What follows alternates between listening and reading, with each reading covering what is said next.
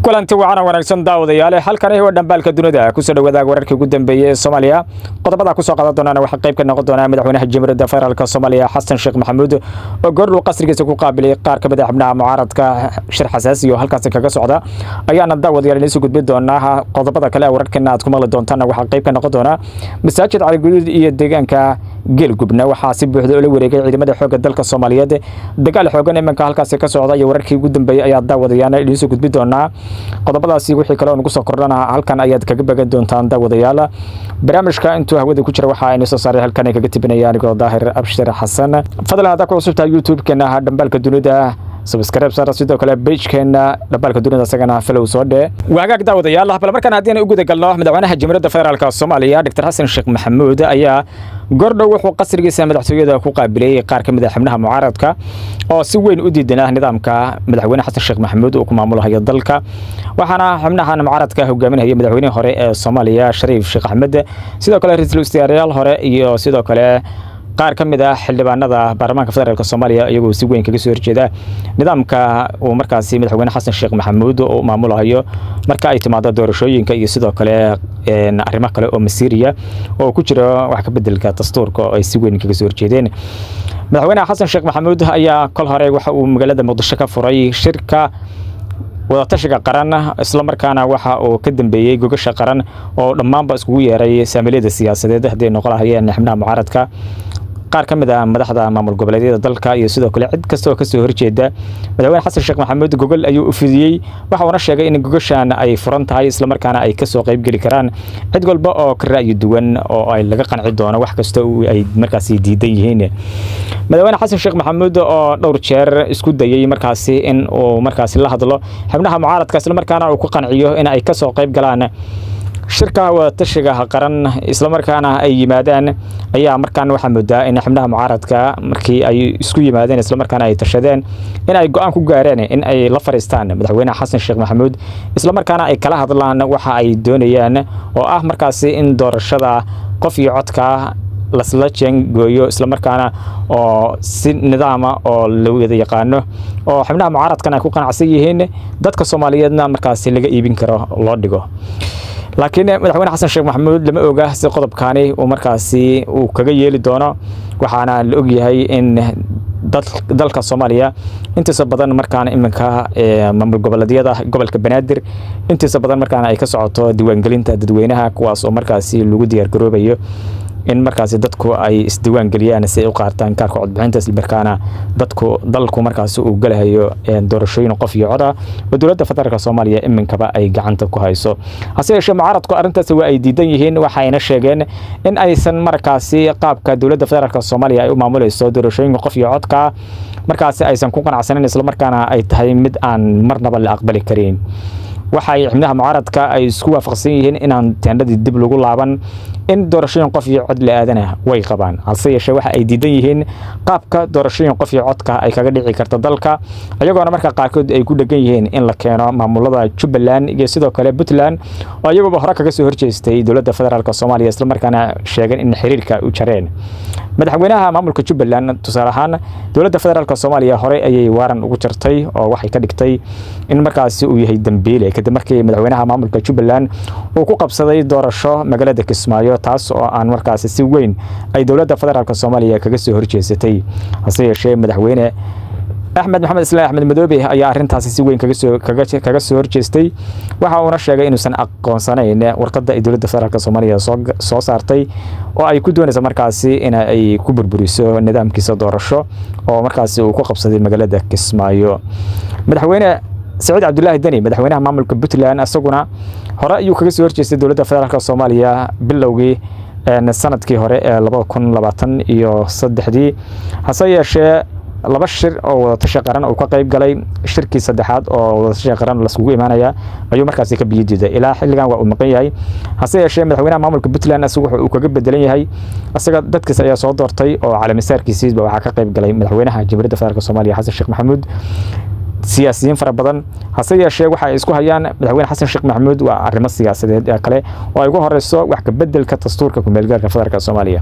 oo kal hore ay dawladda federaalka Soomaaliya ay markaasi ay sheegtay in la ansixiyay oo afartii cutub oo ugu horeysa markaasi ay si aqlabiyada ku ansixiyeen labada aqal ee baarlamaanka federaalka Soomaaliya wax ka bedelka dastuurka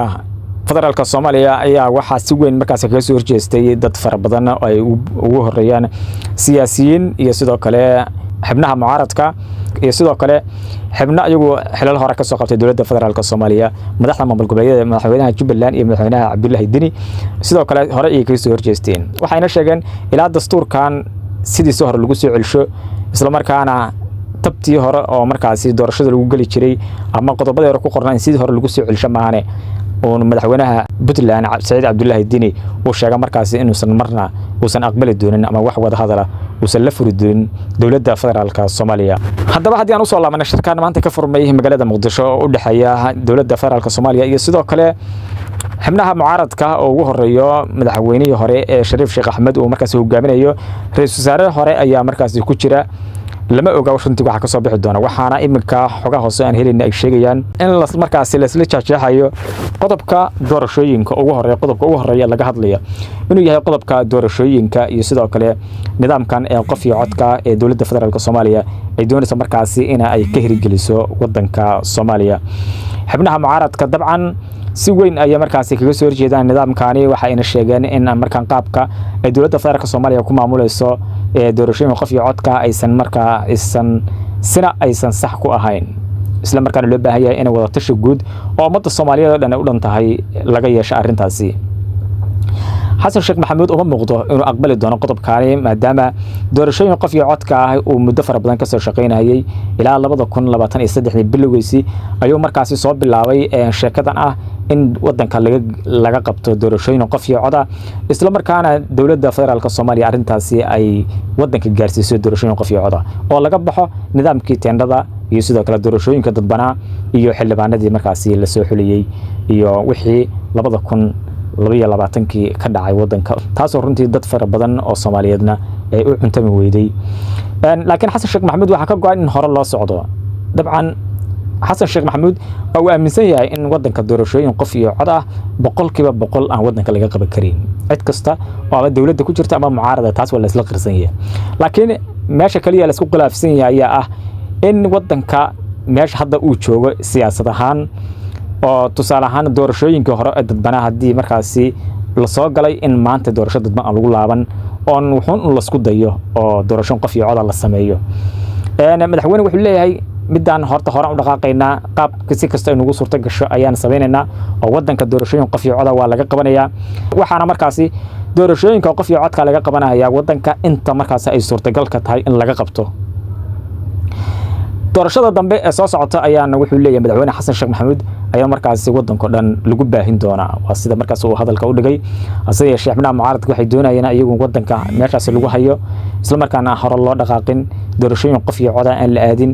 markaasina ay ayagu intii markaasi isfahansan ay markaas ololahooda kale iyo doorashooyinkooda dadbanaa iyo markaasi arinta halkaas ay ka bilaabaan laakiin dawladda federaalka Soomaaliya marna uma muuqato inay ka tanaasuleyso mowqifka ah doorashooyin qof iyo codka iyadoo durba mar hore la bilaabay oo diiwaangelintii ay socoto deegaano meelo fara badan oo gobolka Banaadir markaas laga hirgeliyo gooba dadka lagu diiwaangelinayo oo markaasi ay iska diiwaangelinayaan hase yeeshee waxaan marna aan jirin wararka baraha bulshada dhowr jeer lagu baahiyo oo markaasi ah in dad si qasab lagu diiwaangeliyay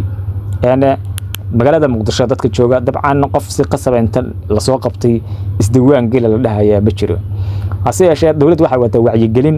tusaalaan goobaha dadweynaha isugu yimaadaan in ay tagto in markaasi ay tiraahdo hal isdiiwaangeliyo wacyigelin la sameeyo ardayda jaamacadaha kale meelaha markaas dadka goobahooda isugu yimaadaan in dawladda federaalka Soomaaliya wacyigelin ay ka bilowdo hase yeeshee dadka qaarkood ayaa arintaas si qaldan u turjumay oo xubnaha mucaaradka qaar kamid ah ayaa arintaas tarwiijinaya waxay ka dhigayaan in markaas dawladda federaalka Soomaaliya ay shacabka qasbayso kuna qasbayso doorashooyin qof iyo cod aysan markaas diyaar aysan u ahayn waata daawadayaal hadii intaas kaga soo laabano shirka ka dhacaya markaasi filla Soomaaliya oo markaas u dhaxay dawladda federaalka Soomaaliya iyo Xasan Sheekh Maxamuud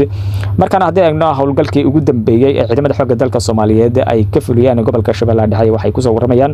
in ciidamada dawladda federaalka Soomaaliya ka kaashanaya dadka deegaanka ay markaasi si buuxda oo la wareegeen masaajid Cali Gaduud oo markaas in muddo ay gacanta ku hayeen maleeshiyadka ururka Al-Shabaab wixii warar ku soo kordha daawadayaal halkan ay dambaalka dunida ayaad kala socon doontaan